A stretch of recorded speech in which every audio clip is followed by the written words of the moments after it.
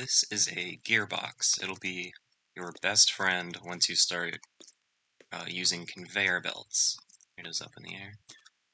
You can also have it vertical, like this.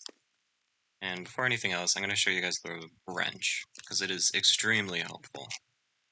When you right-click on a block, it'll rotate it counterclockwise on the face that you click. So if I click here, it'll move like that. If I were to click on the top, it'll move like that. And if I were to click on this side, it would move like that. So it is extremely useful, and when you're playing in survival mode, when you crouch and right-click, it will get rid of the block and it'll put it directly into your inventory, which is fantastic. But what these do is they change the direction of the rotation. And I'll come over here to, it might help to visualize it like this. So two big gears, you can't do this with small gears. When you put them at a 90-degree angle, like this, they will, you can switch the direction that it's moving.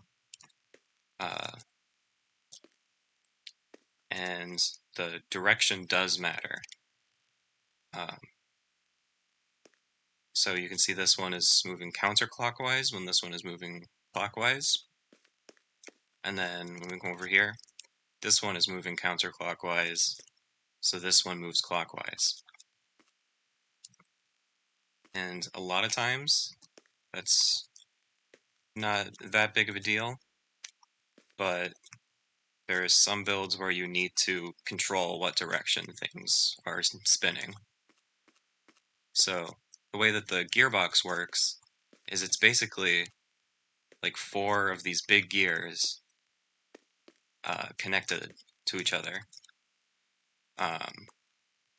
So you can have it going clockwise in here, and then it'll be moving counterclockwise there, just like it is on this with these. And they're also very good if you just want to quickly reverse directions without using gears, if you have limited space. So you can see it's the opposite there. And one thing I'm sure you've noticed is that every time a gear connects, it switches which way it spins. And a lot of times, it's not really a big deal if you're just trying to power something. But once you start using conveyor belts, it is a huge deal. So another block is the encased chain drive. So you place them next to each other, like this, in a row. And then anything you place on these will be moving in the same direction. So here, you have a line of 4. This one's going counterclockwise, this one is going clockwise. But you might not want that, so you can use encased chain drives to have them both going counterclockwise.